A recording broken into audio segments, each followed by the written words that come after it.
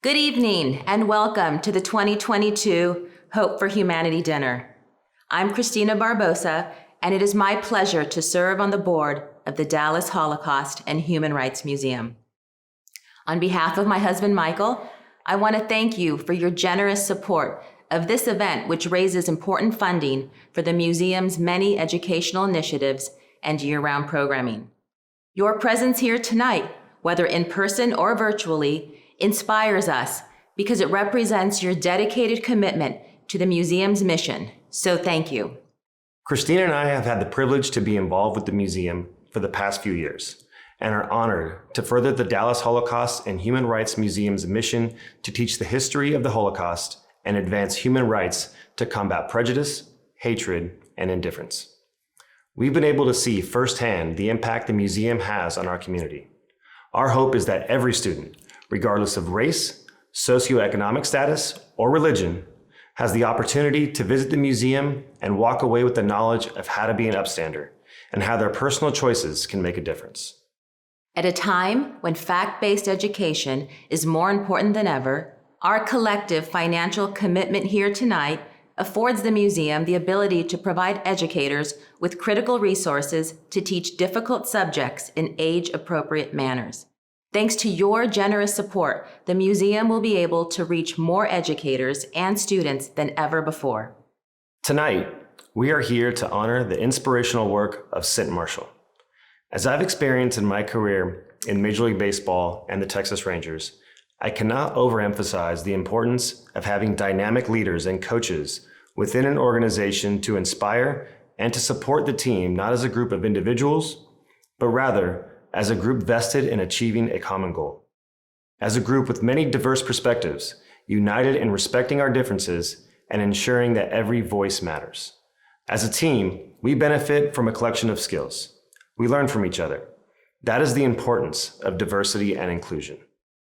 So thank you, Cynt, for all that you do to make our community and this world a more welcoming place. This evening, we recognize and honor our local Holocaust survivors. We know that history survives through memory. We are grateful for you bravely sharing your incredible stories of struggle, resilience, and courage.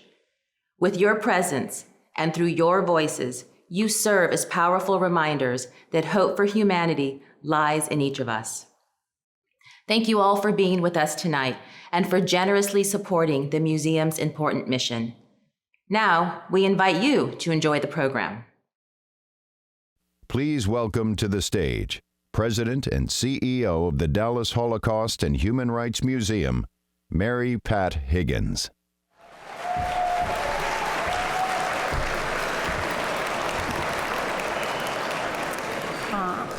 Good evening, everyone. It is my pleasure to welcome you to our 2022 Hope for Humanity Dinner. I'd like to extend a sincere thank you to our event chairs, Christina Barbosa and Michael Young, for making tonight possible.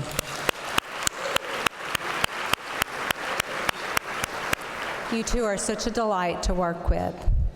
And Christina and Michael and the honorary committee and our host committee all worked passionately to ensure a successful and fabulous event. What a difference each of you made. Thank you so much. We couldn't have done this without you. And to all of you here with us this evening, and to those of you who are joining us virtually, I am very grateful for your generous support of this important fundraiser. Thanks to you, we are able to fulfill our mission to teach the history of the Holocaust and advance human rights to combat prejudice, hatred, and indifference throughout North Texas and beyond. For those of you who live in Dallas, you might have noticed a few of our recent marketing efforts around the Metroplex. Earlier last month, our first ever awareness campaign kicked off with the goal of introducing the museum to new audiences around Dallas-Fort Worth. Tonight, I'm pleased to share with you the PSA that is the cornerstone of this campaign. Please turn your attention to the screen. History survives through memory, through stories that are heartbreaking and hopeful, beautiful and haunting.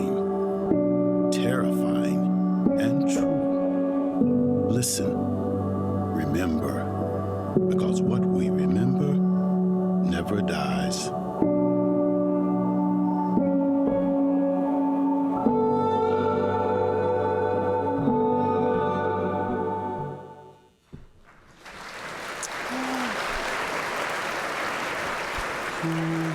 Thank you. Hopefully you'll be seeing that all around town. 77 years have passed since the Holocaust, and yet we still find ourselves battling anti-Semitism and racially motivated hatred. We take hope from the knowledge that because hatred is a learned behavior, it can be unlearned, but we have so much work to do. Each day, we ensure that humanity lives on through our exhibitions and educational programs. Our hope is that everyone, regardless of race, socioeconomic status, or religion, has the opportunity to visit the museum and walk away with the knowledge of how their personal choices can make a difference. In addition to the tens of thousands of school children who come through our doors and engage through virtual lessons, we are working to support teachers during these trying times in our educational system. Last month, the museum launched a new database that equips teachers with free Texas-aligned curriculum resources for students from kindergarten through 12th grade. This new tool provides educators with the lessons they need to instill in their students upstander skills and to teach Holocaust history, American civil and human rights history, and genocide awareness. Tonight, we are honoring someone who strives each day, both in and out of the workplace, to promote the upstander behavior that we teach. Cynt Marshall has had a historic career furthering the importance of equity, diversity, and inclusion, and she cares deeply about building bridges to bring people together. She's a champion for the same ideals we teach in our corporate upstander training program, which allows businesses and brands to provide professional development opportunities to their employees. This innovative program by the museum challenges participants to reflect upon their personal and professional responsibilities. For businesses who aren't fortunate enough to have Cynt leading the charge, we're here to help. The spirit of tonight's event, Hope for Humanity, is nowhere more visible than in the lives of our Holocaust survivors. Having lived through unimaginable inhumanity, they are beacons of kindness, faith, and strength. I know several of our Holocaust survivors are with us tonight, and many are watching from home. If you are with us in the room tonight, please wave your hand so we can welcome you.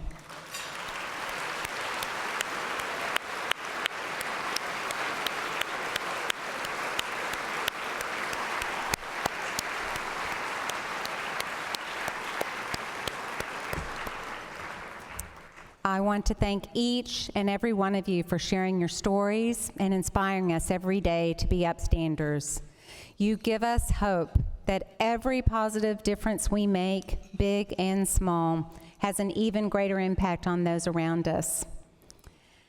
No one modeled this behavior more than our dear friend and 2021 Hope for Humanity honoree, Max Globin, whom we lost earlier this year. His family is here with us tonight. While he no longer is here with us, his memory and legacy will never be forgotten. We are profoundly grateful for our survivors who are still with us and to those of blessed memory. The Dallas Holocaust and Human Rights Museum would not exist without our survivors' commitment to education and creating a better world for future generations. Now, I invite you to turn your attention to the screens for a tribute to our survivors, the foundation and inspiration behind our mission and work.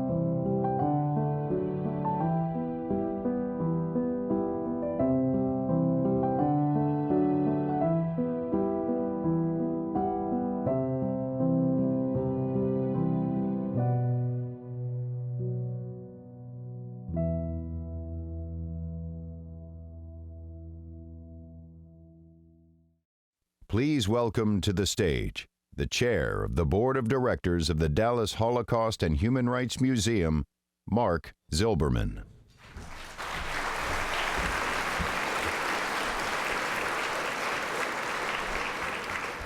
Good evening, everyone. It's a pleasure to be here with all of you tonight, both in person and virtually. I have a few people to thank this evening.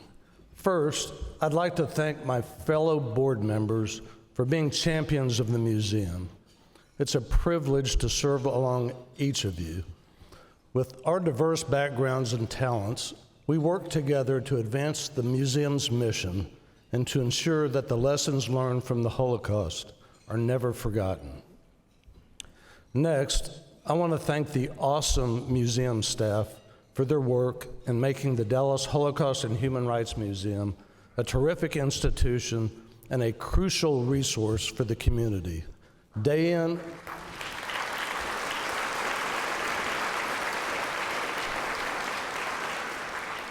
they really are awesome. Day in and day out, you work diligently to cultivate an environment and programs that are both educational and engaging. Your dedication is appreciated by me, by my fellow board members, and by everyone with us tonight. Thank you.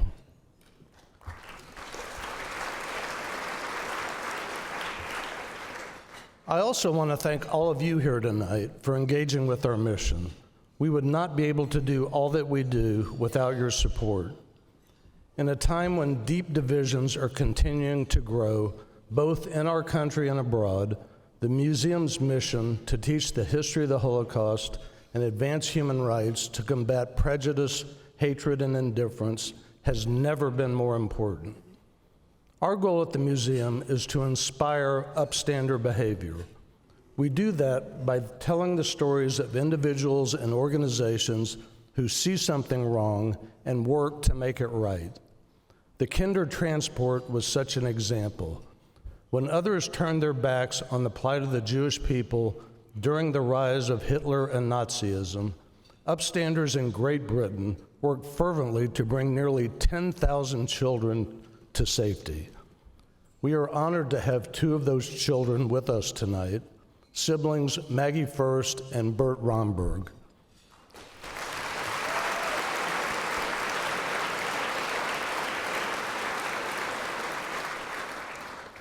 Please join me in watching a video about the Kinder Transport and their experience.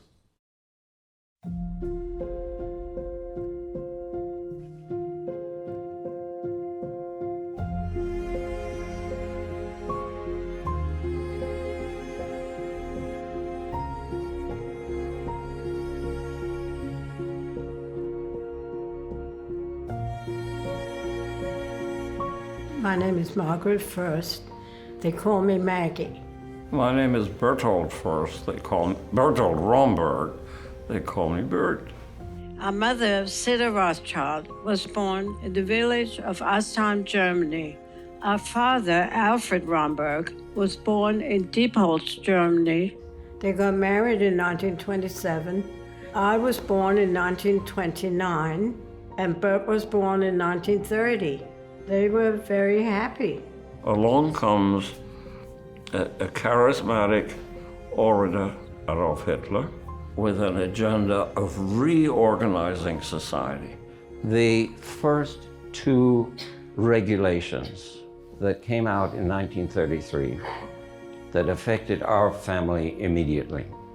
No Jewish child will attend a public school. And the second one, it's not morally right as a good German to be doing business with a Jew. If you have to do business with Jewish people, pay them as little as possible, maybe not pay them at all. We lost our economic freedom and certainly our basic rights. Our dad was harassed endlessly by the stormtroopers. They came knocking on our doors and windows. It took a toll on him. He had a fatal heart attack. So that was very traumatic for my mother. They had only been married 7 years. My mother and my grandmother were also active in the business. They struggled after my father died to keep the business afloat. So Mama was in charge from then on. So she is subject to the whims of what her neighbors will do.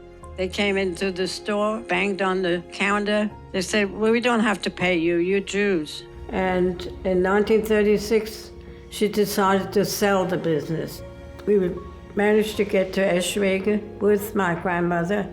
Eschwege, different from Astheim, was a rather larger community, some 20 to 25,000. But then an event in late 1938 was Kristallnacht. It was a one-night, government-orchestrated plundering, pillaging of Jewish property nationwide. That event shocked the Jewish population of Germany.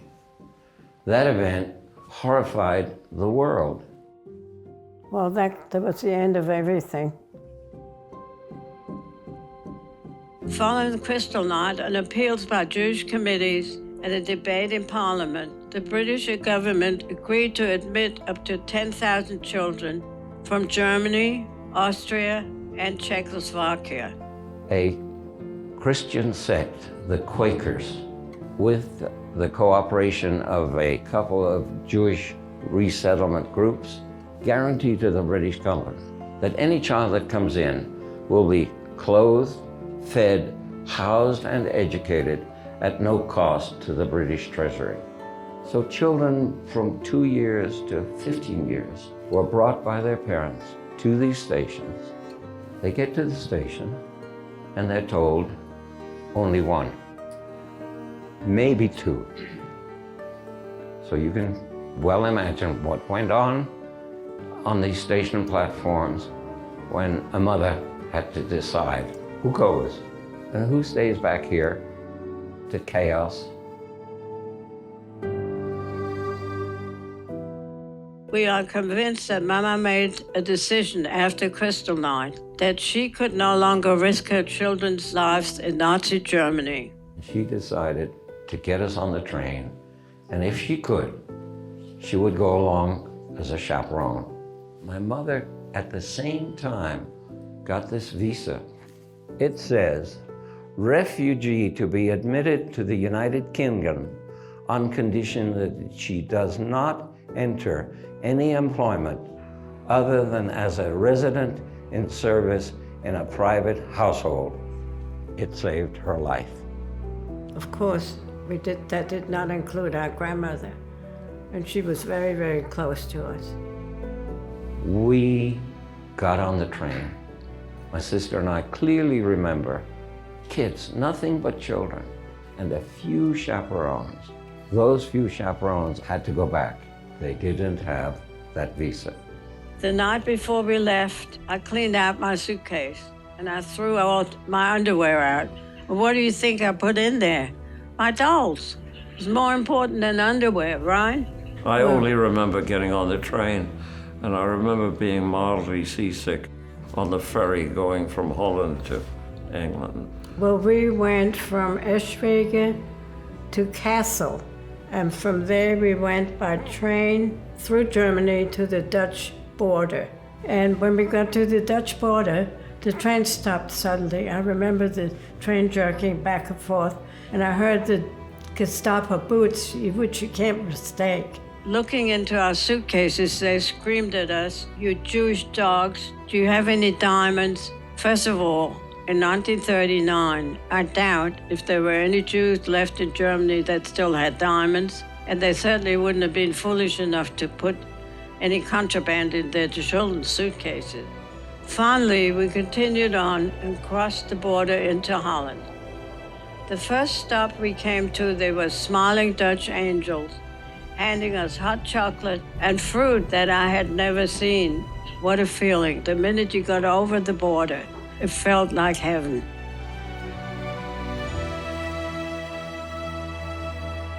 So from there we went on to Hoek van Holland, which is the port for Rotterdam. And we went on the small ship in the evening, and in the morning we arrived in Harwich. So we went from there by train to London. We landed in London in June of 1939. And I remember quite clearly we were in some kind of youth or children's hostel for just a couple of nights. And they took us to center of England. They took us to a town called Coventry. I was sent to the Simons family, a Jewish family, and Bert was sent to the Shepherds. I became a maid at the age of 10. The Shepherds took me in and literally bent their family mores and style to assimilate me. The Kindertransport is but a small part of Holocaust history, but an important one. We were the ones to whom nothing happened at all. But something did happen. We were spared the horrors of the death camps. We were uprooted, transported to a different culture, and faced not the horror of the camps, but a very human mixture of kindness, indifference, occasional exploitation, and the selflessness of ordinary people faced with needy children. The British people came forth and opened their hearts and homes. Only 9,354 children were actually saved.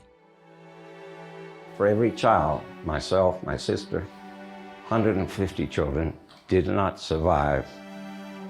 So that's the story. So it's a sliver of this terrible, terrible chaos that has a happy ending.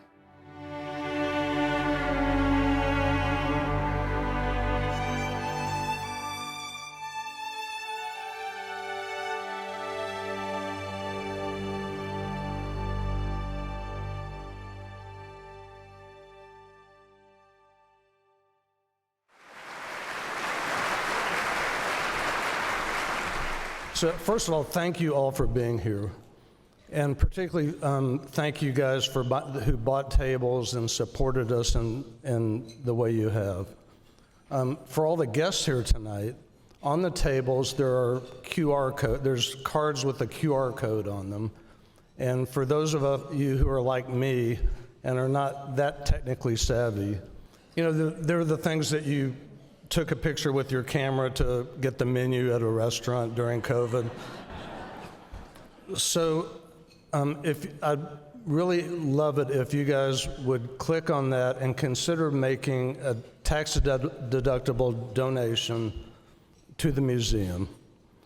The support provides critical funding for our work year-round, including educational programs for students, dynamic lectures and speaker series, the Candy Brown Holocaust and Human Rights Educator Conference, programs for law enforcement professionals, and much more. And for those of you who prefer the old-fashioned paper type, our members of our museum staff will be outside after the event is over to help you with that. On behalf of the board, I'm also excited to announce that through the generosity of an anonymous individual, each gift tonight will be matched up to $25,000,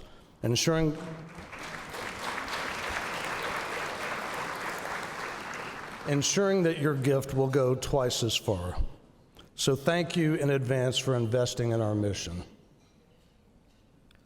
Speaking of making a difference, it's now my privilege to say a few words about tonight's honoree, Cynthia Marshall, or Cynt to those that know her.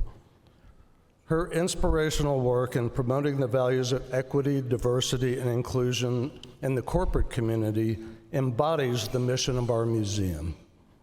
Widely acclaimed for her visionary leadership, she has been a dynamic force for change, both within the Dallas Mavericks and also in the community at large. We've had the privilege of hosting the Mavs a couple of times at the museum, and we have seen Cynt in action and her passion for promoting human dignity and equality. At a time when it seems divisiveness and intolerance are all around us, Cynt is a true champion for bringing people together and promoting respect for one another. And now I'd like to invite you to turn your attention to the screens for a special tribute to our 2022 Hope for Humanity honoree, Cynt Marshall.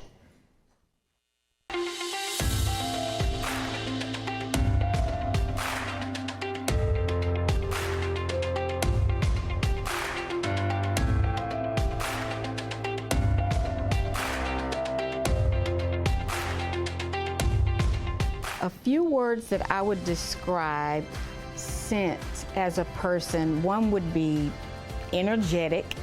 No one can ever keep up with her. I mean, she has more energy than anybody I have ever seen. She's passionate about life. She's passionate about this work. She's passionate about making our community better. People that know Cynt Marshall know that diversity, equity, and inclusion is not just one of the things that she does. She brings that to every single thing that she does. Cynt Marshall is inspiring. Cynt Marshall is big-hearted. Cynt Marshall is wise. Cynt Marshall is a sister. Shall I go on and on and on? My mother and father decided that after just witnessing what they witnessed, after living through segregated lunch counters and water fountains and all that, that they did not want their kids to grow up in Birmingham, Alabama. We moved to California when in 1960. So Cynt was still in her arms. She was just a few months old. Cynt was always the nosy one with the real big eyes, always quiet. I know it's hard for you guys to believe that Cynt was quiet, but Cynt was really, really quiet as a kid, and she would just observe. My mother was big on education, and she still is, because she saw what she did not get in the South. Her memory of the South was just nothing but deficiency. The books didn't have pages, some chapters were missing. They always got the leftovers of what represented education. She really came with very few advantages, and education was her key to success in life. And she ultimately ended up graduating from the University of California at Berkeley, was the first African-American cheerleader at Berkeley. Like she's done everything in life, she succeeded. A good education, and it happened to be a public education, but a good education literally saved my life. It is the great equalizer, and that's why I'm so passionate about it. I just think everybody needs access to it. With Marshalling Resources, which is the consulting company, we have a scholarship. It's called Ascension. It's going to be your legacy. The Ascension program has about 15 scholars, and we are so proud of that. Cynt was always one of the best operators AT&T ever had. At one point in Cynt's career, I was looking for somebody to head up all of our diversity, equity, and inclusion efforts.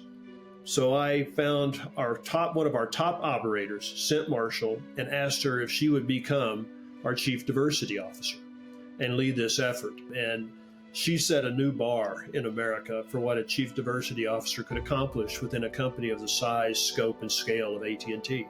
We were looking for a new CEO. We had gone through a lot of issues at the Mavs, and we're looking for somebody who was powerful, strong, smart, could communicate, and also just loved people. And Cynt was emblematic of all that. It was just obvious that she's a force of nature. When she started at the Mavericks in 2018, I think a lot of people know that our head table was not that diverse. And so not only did she diversify the table, but she made sure that every voice matters and everybody belongs. And that is a huge deal to us. She put together training programs, review programs, interviews, continuous communications, so that people really understood exactly what was expected of them, not just in their job performance, but in how they communicate and how they treat other people. Not only in 2020, but in 2022, the Dallas Mavericks won the NBA's Inclusion Leadership Award, which means that we are leading the way in DE&I work in the NBA, which is what Cynt's whole goal was when she came in 2018, is that she wanted us to set the standard for DE&I in the NBA and really in the country. I'm blessed to be in this job that already had a foundation around community. I mean, I didn't bring this to the Mavs. It already existed. To really reach out to the community and make a difference was already there. And we just said we got to take it up a notch. And so we have taken it up quite a few notches. Soon after George Floyd was killed in Minneapolis, as you remember, this community and the nation was outraged, and Cynt was thinking, what can we do? So Courageous Conversations came about very quickly. She put a plan in, really quickly. We had to act fast. It was an opportunity to unite the community. We're going to listen, we're going to learn from one another's experiences. Cynt put together Courageous Conversations. I had an opportunity to take part in those. Now we currently have a group of city managers and the very people who led the protests, like Mothers Against Police Brutality, sitting down and working together on issues. And all that starts with conversations. And so then we came up with something called Mavs Take Action. And action stands for advocacy, communication, training, investment, outreach, and noise. And so we put together about 50 initiatives, and we would truly try to promote social justice, really call out inequities and disparities, and then drive sustainable change. Not just change, but sustainable change, because I'm about action and traction. It has to stick. She walks the walk. She doesn't just talk about it, she does it. She's doing all these great things in the world, you know, behind the scenes. She also is a CASA advocate, so she wants to provide stability for kids in the Dallas area and really all over the country. I think that is her superhero strength, is that she wants to come in and provide stability for kids. That's her number one thing. My husband and I, it took us 10 years to try to have a family. And I ended up having 4, not 1, 2, 3, 4 second trimester miscarriages. Almost died a few times. And so after that, we just knew, okay, the Lord is trying to make our family in a different way. We ended up adopting 4 wonderful children that all have their own stories. And the Lord blessed me to be the mom now of these 4 wonderful honeys. She talks about going out there and working with kids. That's truly, truly her passion. She lives it in her daily life. She lives it in her personal life. She lives it with the foundation. There is no length that she won't go to help children. Dallas is very, very lucky to have Cynt Marshall. She makes things happen, and she makes things happen that matter, and she makes them happen at scale. She is an absolute upstander for DE&I. She will never stand aside and allow things to just go as they are. She likes to surround herself and align herself with people who understand the importance of education, of diversity, equity, and inclusion. And if you don't quite yet understand any of it, a few minutes with Cynt and your mind will be changed. Cynt, congratulations on being the recipient of this award. As someone whose family lost quite a few people to the Holocaust, it means a lot to me. As someone who cares incredibly about you, it means a lot to me. I'm proud of you. I'm proud that you work for the Mavericks. I'm proud of everything you've done for us, and I'm just as excited about what the future holds.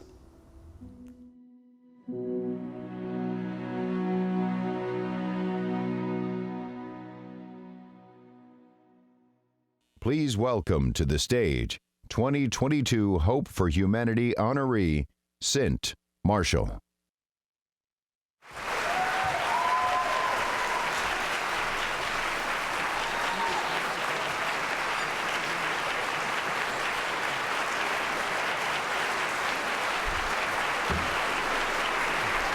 This is for you.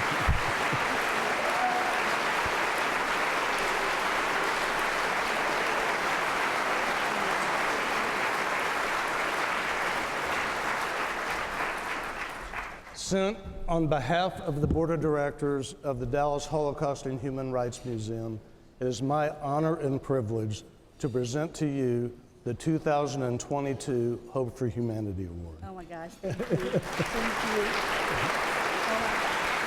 I'll put it up there.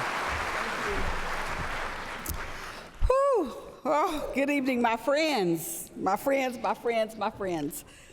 It is not easy to speak after watching that heartwarming video, but also the other videos that we saw earlier. I am just so blessed to have all of these people in my life saying such good things about me, and now to have all of you in my life. Thank you for being here this evening, and thank you for this honor.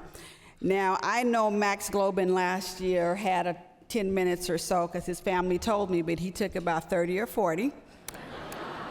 I grew up in a Pentecostal church, so we might be here until midnight. Max did a little singing, and I like to dance, so you just never know what's getting ready to break out up here. But I am happy to be here, and I hear a ringing phone, and let me tell you something, I love a ringing phone. You can take your phones out, you can text, you can talk, you can do whatever you want to, and if it's an AT&T phone, please use it because that is my pension. So you there's something about the sound of a ringing phone that just does something to me, so I like it. I like it. Again, thank you for this incredible honor. I said I was going to be good tonight. I can't help myself. I was just stunned when Mary Pat and Howard Cohen, where's Howard? I love Howard. Let's wave. Wave to Howard. I was so stunned when they told me about this, when they gave me the news. We were having a great lunch meeting about the museum, and at one of Howard's secret places, y'all know Howard has some secret places, right? I don't even know if the place had a name on it. I don't even really know where it is. I mean, but like he just told me to go down the back and up the alley and somewhere. So I end up in his place. And so suddenly the conversation shifted over lunch. And I had no idea that when they started to talk about the 2022 Hope for Humanity honoree, that my name was going to be mentioned. I was almost speechless. And I say almost because if you know me, I always have something to say. But I was almost speechless at what they told me. So here I stand from being almost speechless at lunch to now the subject of that amazing video and the recipient of this prestigious honor. And I don't know if y'all saw when y'all walked in, I was bigger than life up on this screen. I'll tell my son, get a picture of that. It might not ever happen again. I am sincerely touched by the public declaration that I am an upstander. Thank you for that declaration.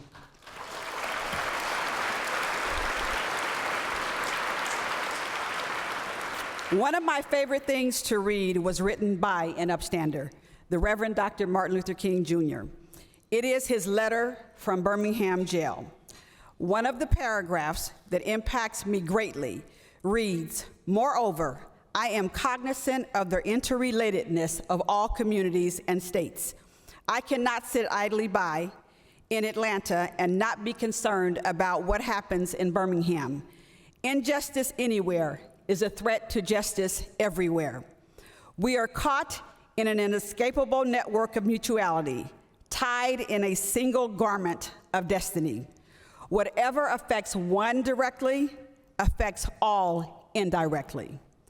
Never again can we afford to live with the narrow, provincial, outside agitator idea. Anyone who lives inside the United States can never be considered an outsider anywhere within its bounds." Dr. King wrote the letter in April 1963, a few months before the bombing of the 16th Street Baptist Church, where 4 black girls were killed. I was born in Birmingham, Alabama. My parents left Birmingham and moved to the Easter Hill Public Housing Project in Richmond, California, when I was a baby, 3 years prior to that church bombing. My parents ultimately had 4 girls and 2 boys. My mother attended 2 churches growing up. Yes, the 16th Street Baptist Church and Bethel Baptist Church, which was also bombed. But for the grace of God and a move to California, my family could have been in one of those churches. 3 years ago, I had the honor of returning to Birmingham, Alabama with my mother. I had the opportunity to climb the steps of these iconic churches. As I stood in front of these historic sanctuaries, I thought about Dr. King's letter. I thought about how his leadership and the actions of so many people changed Birmingham. He lived in Atlanta, but was invited to my birth city to stand up for my relatives and others who were fighting injustice and discrimination. He was an upstander. This should sound familiar in this room. And that's what we do at the Dallas Holocaust and Human Rights Museum. We stand up for others. I wear this upstander bracelet, and my family members have this bracelet on too, to remind me of our important role in society. I am so blessed to be a part of a family that is committed to looking out for others. My husband and 2 of our 4 children are here tonight. Wave, beautiful Marshall people.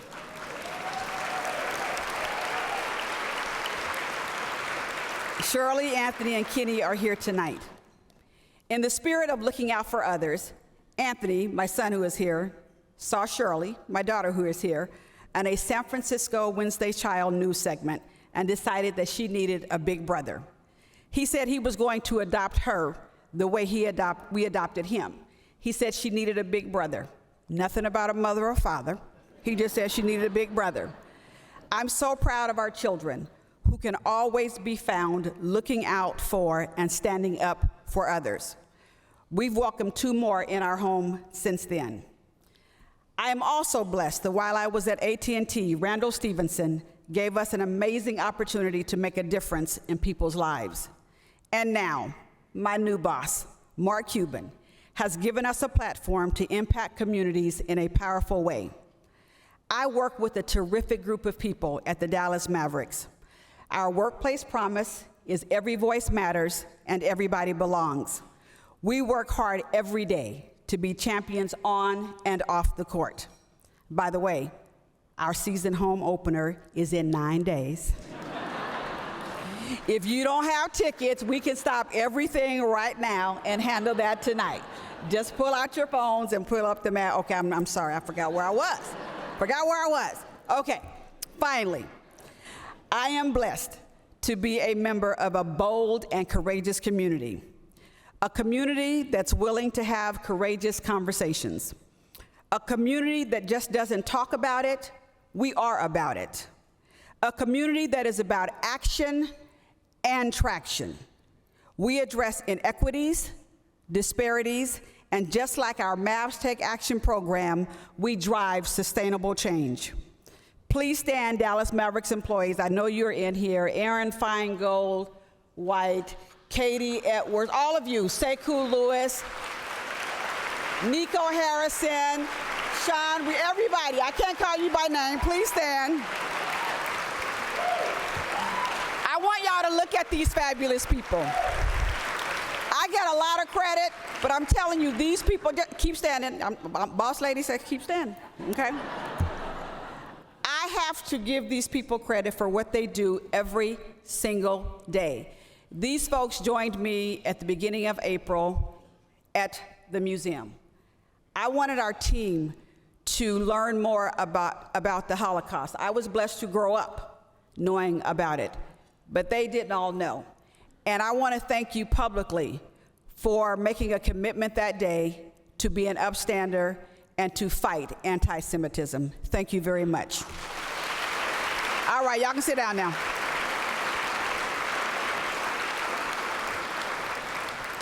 And I see my CASA buddies are in here too. Stand up, my CASA buddies. Stand up, CASA, for what we do every day to stand up for our children. I love y'all. I love you, love you, love you.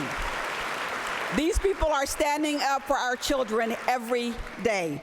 I am just so blessed. So let me close with 3, what I call my 2 cents. See, I'm sent, my 2 cents, get it? My 2 cents life lessons that some wonderful people taught me. The first one, many of you have heard my son Anthony's story about character and doing the right thing at the daycare when his dad gave him permission to use his cousin's baby picture as his own for a baby picture contest. Yes, baby picture contest at the daycare. We didn't have any baby pictures, but I caught them doing a whole little speech with my little nephew's baby picture, okay? Didn't even have the same complexion, so I don't even know how he thought he was gonna pull it off, but you know, he did. But despite my husband practicing the speech with this 3.5-year-old boy, literally they had it down. I tried to stop it, but I went to work in San Francisco. I came home, guess what? The trophy from the baby picture contest was on my kitchen table. And so when Anthony said, Mom, my husband was reared back and said, yeah, my job is to give the boy self-esteem, confidence, and all that. And Anthony says, Mommy, I won the trophy. I'm like, I can see that. The whole thing is a sham, right? Because it's like not his baby picture. And he confessed. He said, Mommy, let me tell you what happened. He said, I got up, and my son's name is Kenneth Anthony. He said, I got up and I told everybody, hi, everybody, this is my cousin Jalen. He said, I told them, It's my cousin Jalen, because I don't have any baby pictures. I told him I was born in the bathtub, and then when I was 9 months old, the police, he said, I told him the whole story and how I was abandoned and neglected and all that, and now he said, Mommy, everybody started crying, they just gave me the trophy. So lesson one, always do the right thing. Even when the most important, influential people in your life, like his parents, say it's okay to lie, always do the right thing. Because at 3.5 years old, it is in us to tell the truth. So number one, always do the right thing. Number two, some of you know the story of me putting my boyfriend on hold for 4 years when I started college. Even though he transferred schools to be close to me and called me my first week in college and said, surprise, I've transferred schools so we could be together. I said, hold up, boyfriend. Surprise, I have news for you. I will call you the day I graduate, because I was focused. I called him the day I graduated from college. He tried to act like he didn't know me, said he was engaged, all that kind of stuff. Said he hadn't heard from me in 4 years. I said, hold up. I told you I would call you the day I graduated. I graduated at 2 o'clock. It's 3 o'clock. You waited an hour. So we've been married almost 40 years.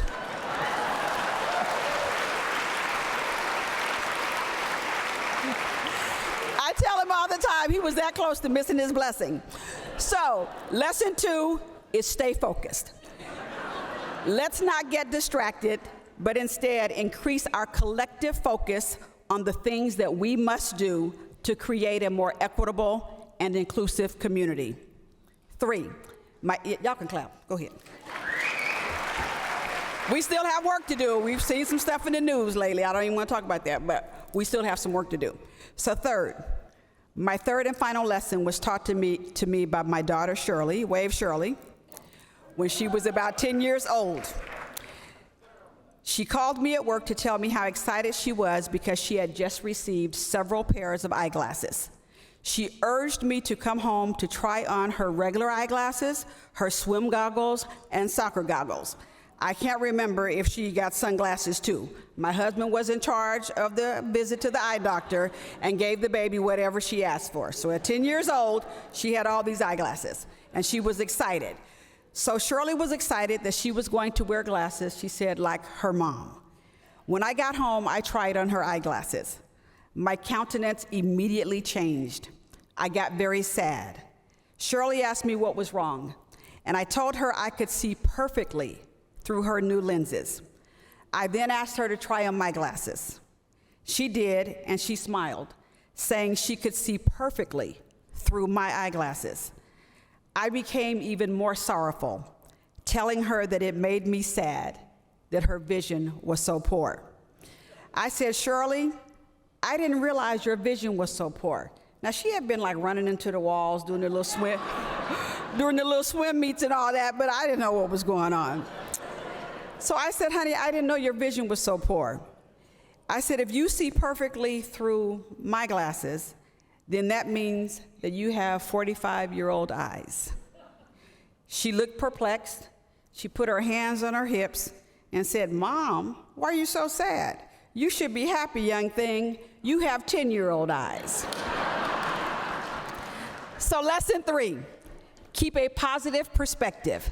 See the world through 10-year-old eyes. No matter what others see or say that's negative, we know that we can drive sustainable change and make the world better. Thank you for this honor.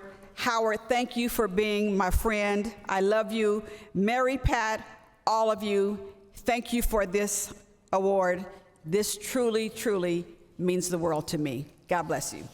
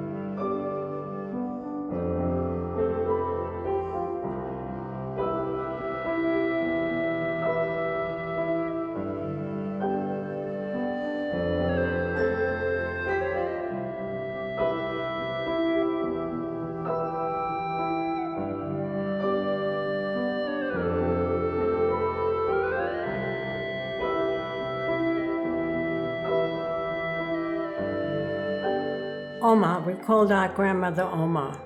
She was a very warm person. She used to cuddle us a lot.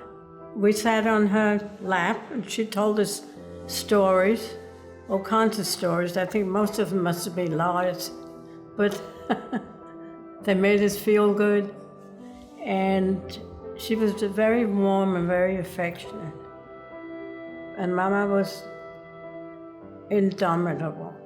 She was tough, and she had guts and perseverance. But she had time to be kind. She was very giving and very charitable.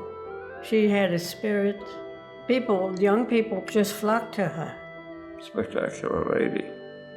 The last 10 years of our mother's life here in Dallas, she came down with Maggie in '63, and we got her own apartment. We got her a credit card. You know, she had some independence, and she got to see all her 5 grandchildren.